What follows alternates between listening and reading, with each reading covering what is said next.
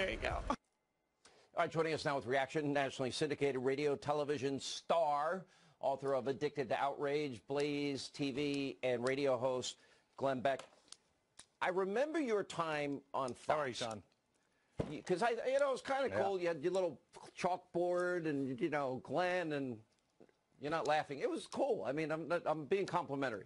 You're not smiling. I'm being complimentary. Thank you. But one of the things. No. I know. I appreciate it. One of the things that you talked a lot about was the dangers of radicalism and the dangers of socialism. I've never seen the threat this bad. 100 people agree with the new Green Deal in the Democratic Party. Many of the 2020 candidates agree with it and are campaigning on it.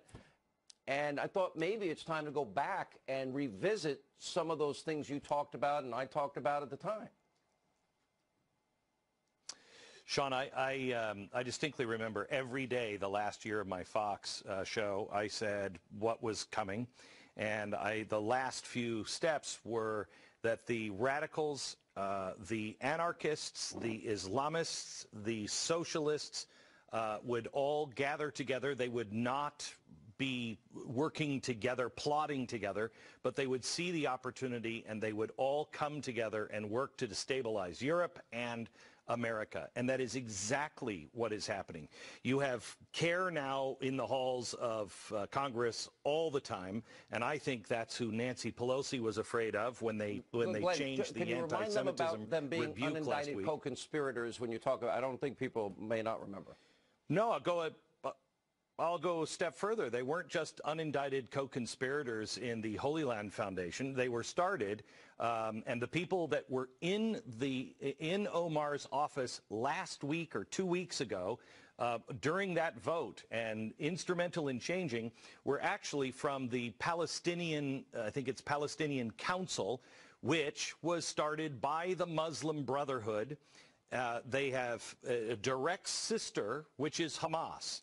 So you have the Palestinian Council, you have Hamas over here, they're sister organizations, and the Palestinian Council needed a PR firm, if you will, for propaganda here in the United States, and that's why CARE was started. And it's all very well documented. That's who we have in. You also now have the Democratic Socialist, and you remember this, Sean. If you said anyone was a Democratic Socialist, you were called a racist. Well, race doesn't seem to be playing a role with socialists. It seems, as Newsweek said when I first said this on Fox, and now the New York Times Magazine has said this, we're all socialists now. When did everyone become a socialist? Well, they've always been socialist. I talked to Joe Lieberman earlier today on radio. Joe is, you know Joe Lieberman, and I'm sure you respect him as much as I do. I don't necessarily... Yes, me too. I don't necessarily... Right. I don't agree with him politically a lot of the times, but he's a decent, honorable man. And I asked him this question.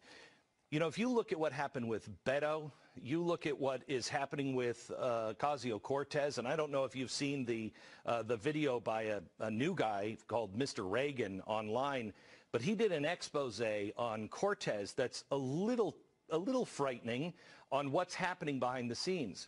When I talked to Joe Lieberman, I said, look, Joe, I'm not talking about the people in Washington. I'm talking about the Democratic neighbor that I get along with right down the street.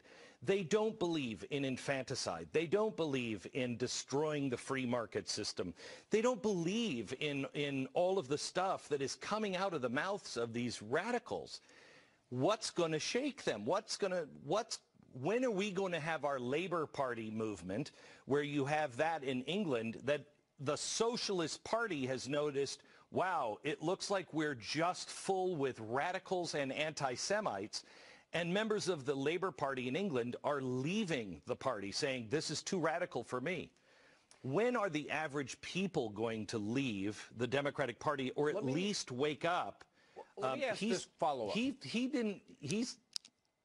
I don't want to interrupt your thought. I'm just for the constraints of time because I'm listening to everything you're saying. Let me just finish what he's.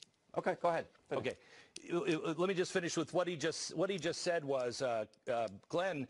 He said the people that he knows that are in the Democratic Party are too afraid of the mob. And that's exactly what this cult, this cult of death, I think, is stirring up, this mob that will shut you down unless you agree with absolutely everything. And we lose the country if good, decent people don't stand up on both sides. I never thought I'd hear anyone advocate for, well, the baby will deliver the baby, and then the baby will be made comfortable, and then the mother will decide if the baby gets resuscitated if it has trouble breathing, or even during dilation that could happen. But I never thought anyone proposed getting rid of oil, gas, cars, planes, and cows. But it's happened. My question is, in the last 30 seconds, what's the antidote? That's what I wanted to ask you. Waking up, and I don't know if there's an antidote, but I will tell you this: if the Republicans don't win in this next election, I think we are officially at the end of the country as we know it. We may not survive even if we win, but we definitely don't if the Democrats or Republicans lose with Donald Trump. That means the re-election of Trump, and people that maybe didn't like him, now they can see he kept a lot of his promises, most of them? Well, I know I did. I saw that he kept his promises, and I will tell you, there is no choice this time around. We must come together. All right, Glenn, thank you so much. You can catch Glenn on The Blaze. His